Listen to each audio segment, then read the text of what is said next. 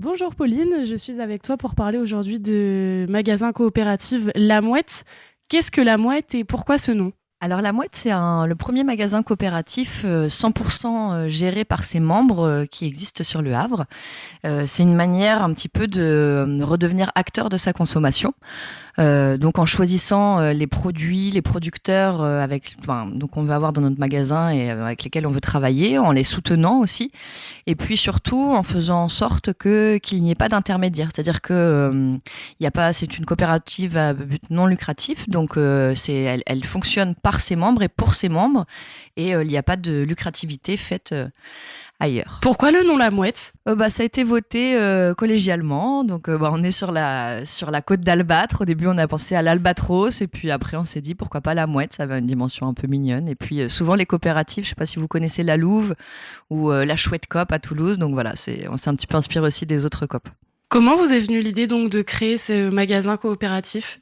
C'est vraiment une initiative citoyenne. Donc, il y a eu la projection du film Food Cop de Tom Booth, qui est sur la première coopérative qui est née à New York en 1973. C'est un documentaire qui est hyper inspirant, qui a été diffusé au Fort de Tourneville. Et suite à ce documentaire, il y a une poignée de personnes, donc des gens, des AMAP, des producteurs, mais aussi des consommateurs, donc des citoyens, se sont posé les questions de pourquoi pas réaliser cette initiative chez nous. Et donc, après, c'était en 2017, donc en 2020, la coopérative a été créée. Qu'est-ce qui fait d'un magasin qu'il est coopératif? Et qu'est-ce qui fait qu'on est un magasin coopératif? C'est vraiment le fait que chaque personne, donc aujourd'hui on est 200 membres, et les 200 membres donnent 3 heures de leur temps par mois à la logistique du magasin. C'est-à-dire que y en a qui vont faire la caisse, il y en a qui vont faire de la mise en rayon, il y en a qui vont faire de l'accueil, il y en a qui vont être chefs de rayon, il y en a qui vont être dans la communication, il y en a qui vont être rédacteurs de gazettes, il y en a qui vont être à l'informatique, il y en a qui vont organiser les plannings. Autant de tâches différentes pour faire tourner la coopérative. Qu'est-ce qu'on retrouve du coup dans les rayons de votre magasin? Alors de tout, il y a des légumes, des produits secs, des produits d'épicerie, des produits d'hygiène et d'entretien comme du savon, du gel douche, des shampoings solides, des après-shampoings solides, du savon, des serviettes, voilà, toutes les choses-là. Il y a vraiment tout ce qui est pâtes, lentilles corail, riz et tout ça.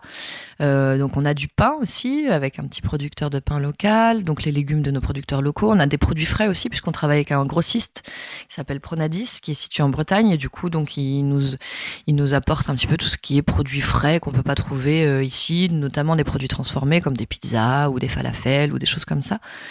En fait, tout ce qu'on trouve dans un magasin, dans un supermarché classique. Comment est-ce que vous vous approvisionniez? Est-ce que vos producteurs, ils ont certains critères à respecter? Alors oui, on a une charte, la charte de la Mouette, et donc on a essayé de faire un petit peu un principe pour choisir nos coopérateurs, nos producteurs, et donc vraiment c'est que ça respecte l'environnement, qu'il y ait une réelle volonté que ce soit bien fait, bien pensé, autant pour les humains que pour la planète. Comment est-ce que vous faites donc pour limiter votre impact écologique à travers toutes ces démarches? Alors déjà, on essaie surtout cette année, on a essayé de vraiment favoriser le vrac. Donc déjà, on n'a jamais eu de plastique à la coopérative, mais en plus de ça, on essaie de favoriser le vrac, qu'il n'y ait plus de sachets en papier qui soient tout le temps utilisés pour prendre les légumes aussi bien que le riz, les pâtes. Donc ça, c'est déjà un bon point. Et puis on essaie aussi de mutualiser.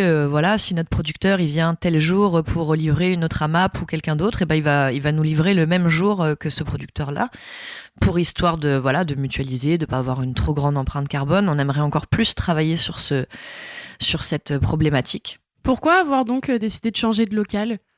Alors du coup, le premier local, c'était un peu un local test, donc qui était très peu adapté à notre pratique. Donc c'était 80 mètres carrés, un local qui était très haut de plafond, donc dur à chauffer, un peu humide et tout ça. Donc c'était pas super pour stocker les denrées, notamment le vrac.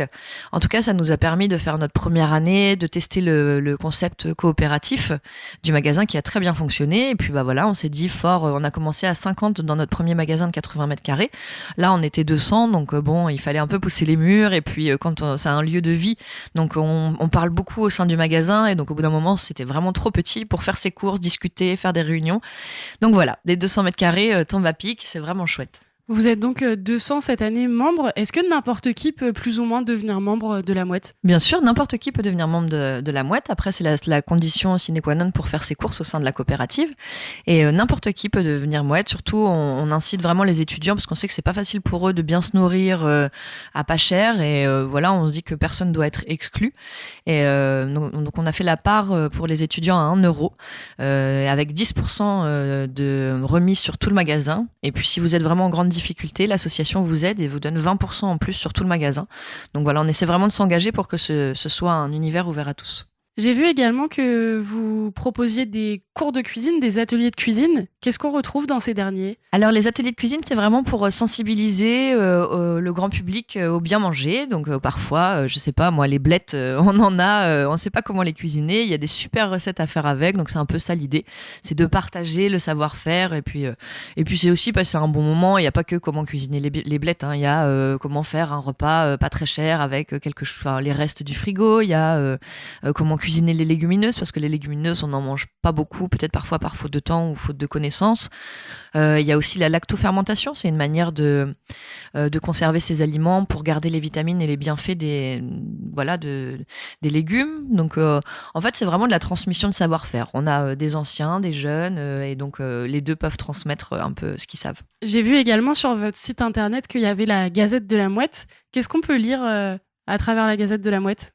Alors, à travers la Gazette de la Mouette, c'est vraiment toutes les nouvelles de la coopérative, parce que voilà, il y a plein de choses à partager. Comme on n'est pas tout le temps le 200 à se retrouver pour être en réunion, voilà, on partage un peu les nouvelles dans la Gazette de la Mouette, les nouvelles de l'avancée de la coopérative. Donc, le cercle de gouvernance, les commissions travaillent toutes en autonomie. Et puis après, on remet un peu toutes ces décisions dans la Gazette pour tenir informés tous nos coopérateurs. On peut donc vous retrouver au 145 rue Maréchal Joffre au Havre à partir du 2 février et également sur internet à lamouette-coop.fr. Est-ce que vous avez également des réseaux sociaux sur lesquels on peut suivre vos aventures? Oui, tout à fait. Donc le Facebook, c'est magasin coopératif LH et puis pareil pour le Instagram. D'accord, merci beaucoup, à bientôt. Merci à vous.